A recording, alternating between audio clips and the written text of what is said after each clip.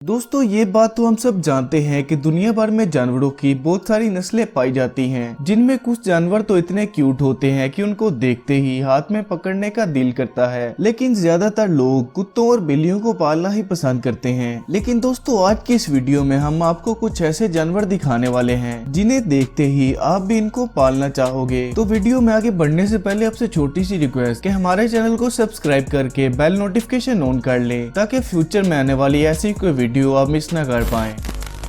Polar bear Arctic region में हर साल दिसंबर से जनवरी के दरमियान ये क्यूट से दिखने वाले पोलर बियर जन्म लेते हैं और पोलर बियर फैमिली के लिए ये वक्त काफी एक्साइटिंग होता है, क्योंकि ये जानवर जुड़वा बच्चों को जन्म देता है। एक मादा पोलर बियर 3 साल में सिर्फ एक दफा ही मेटिंग करती है, जो बच्चों को जन्म देने के बाद मार्च के महीने तक बच्चों के साथ ही रहती है और तब तक ये बच्चे चलना सीख जाते हैं। दोस्तों पोलर बियर का एक दिलचस्प फैक्ट ये है, पैदा होने के 1 महीने तक इनकी आंखें बंद ही रहती हैं। इस वक्त इन छोटे छोटे पोलर बियर का कद 30 सेंटीमीटर तक होता है और वजन सिर्फ 680 ग्राम होता है। और अगर आप चाहें तो इस जानवर को पाल भी सकते हैं, लेकिन इन्हें पालने के लिए आपको एक ठंडी जगह की जरूरत होगी और पालतू बनाने के लिए इन्हें आपको बचपन से ही सिखाना पड़ेगा। फिनिक फॉक्स, दोस्तों आप जरा मिलिए, अफ्रीकन कॉन्टिनेंटल में पाई जाने वाली फिनिक फॉक्स है। ये लोमड़ियों की सबसे छोटी नस्ल है और इस लोमड़ी का वजन सिर्फ 1.4 किलोग्राम होता है। अगर आपने कभी किसी कैट या डॉग को नहीं पाला, तब फिनिक फॉक्स शायद आपका पसंदीदा पालतू जानवर बने। छोटा सा दिखने वाला ये जानवर बेहद फुर्तीला होता है, जिससे भागदौड़ करना और खेलना काफी पसंद है। दोस्तों ये देखने में बिल्कुल किसी सॉफ्ट टॉय की तरह लगती है, जो वफादार पालतू जानवर होने के साथ साथ 15 साल तक जिंदा रह सकती है और बहुत सारे मुल्कों में इनको पाला जाता है। चूहे जैसे छोटे जानवरों को कई लोग अपने घरों में पालना पसंद करते हैं,